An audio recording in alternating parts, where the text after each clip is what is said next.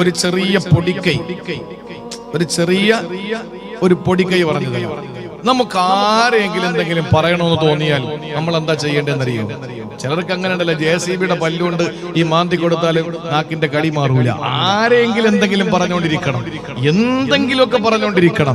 അങ്ങനെയുള്ള ആളുകൾ ഉണ്ടെങ്കിൽ അവരോട് എനിക്ക് പറയാനുള്ളത്, അത് നിങ്ങൾക്ക് ചെയ്യാൻ പറ്റുന്ന ഏറ്റവും നല്ലൊരു കാര്യം അതെന്നറിയോ?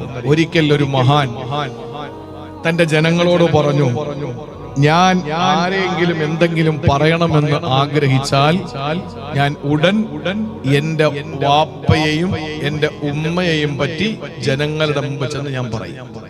നാട്ടുകാരെ മുഴുവനും വിളിച്ചു നിർത്തിയിട്ട് എന്റെ വാപ്പ അങ്ങനാണ്, അയാളെ കണി കാണാൻ കൊള്ളൂല, അയാള് പ്രശ്നക്കാരനാണ്, എന്റെ ഉമ്മ അങ്ങനാണ്, എന്റെ ഭാര്യ ഇങ്ങനാണ്, എന്റെ മക്കൾ അങ്ങനാണ് എന്ന് സ്വന്തക്കാരെ പറ്റി ഞാൻ പറയും എന്നാ മഹാൻ പറഞ്ഞു.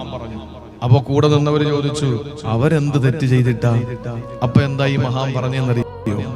എടോ, നീ കേട്ടിട്ടില്ലേ അള്ളാന്റെ റസൂല് പറഞ്ഞത്, നമ്മൾ ആരെങ്കിലും പറ്റി എന്തെങ്കിലും പറഞ്ഞാൽ നമ്മുടെ അമലുകളെല്ലാം എടുത്ത് അള്ളാഹു അവർക്ക് കൊടുക്കും. അല്ലേ? നമ്മുടെ അമലുകളും സകലതും എടുത്ത് അള്ളാഹ് അവർക്ക് കൊടുക്കും.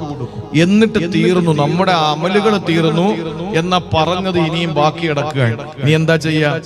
ആ പറയപ്പെട്ടവന്റെ സകല തിന്മകളും എടുത്ത് അള്ളാഹു നമ്മളെ തലയിൽ വെച്ച് തരും. ഇത് സഹീഹായ ഹദീസാണല്ലോ. അപ്പൊ ഈ മഹാൻ ചോദിക്കാൻ, ഞാൻ കഷ്ടപ്പെട്ട് എഴുന്നേറ്റ് തഹജ്ജുദ് നിസ്കരിച്ചിട്ടുണ്ട്, ഞാൻ ഓടി പിടച്ച് എന്റെ ജീവിത യാത്രകളിൽ ഒരു വഖത്ത് മുടങ്ങിയിട്ടില്ല, റവാത്തിബ് മുടക്കിയിട്ടില്ല, ഞാൻ ചൂടുള്ള ദിവസങ്ങളിൽ പോലും നോമ്പ് ഒഴിവാക്കിയിട്ടില്ല, ത്യാഗം ചെയ്ത് ഞാൻ ഹജ്ജും ഉംറയും ചെയ്തിട്ടുണ്ട്. ഇതെല്ലാം ഞാൻ എന്തിനു നാട്ടുകാർക്ക് കൊടുക്കണം? അത് കൊടുക്കുന്നെങ്കിൽ കിട്ടുന്നെങ്കിൽ എന്റെ വാപ്പാക്ക് തന്നെ ഇരിക്കട്ടെ. എന്റെ നിസ്കാരവും നോമ്പും ഒക്കെ ആർക്കിരിക്കണം? എന്റെ ഉമ്മാക്ക് ഇരിക്കട്ടെ. രക്ഷപ്പെടണമെങ്കിൽ അവര് രക്ഷപ്പെട്ടോട്ടെ, നാട്ടുകാരെന്തിനാ രക്ഷപ്പെടുന്നത്? കിട്ടുന്നെങ്കിൽ എന്റെ ഉമ്മച്ചിക്ക് ഇരിക്കട്ടെ, എന്റെ വാപ്പയ്ക്ക് ഇരിക്കട്ടെ.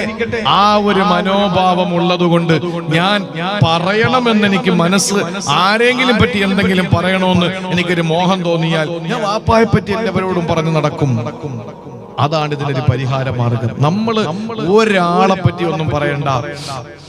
അല്ലാഹു തആല ഒരു ആനുകൂല്യം നമുക്ക് ആ വിഷയത്തിൽ തന്നിട്ടില്ല. ഒരാളെ പറ്റി പറയാനുള്ള ആനുകൂല്യവും നമുക്ക് അല്ലാഹു തന്നിട്ടില്ല.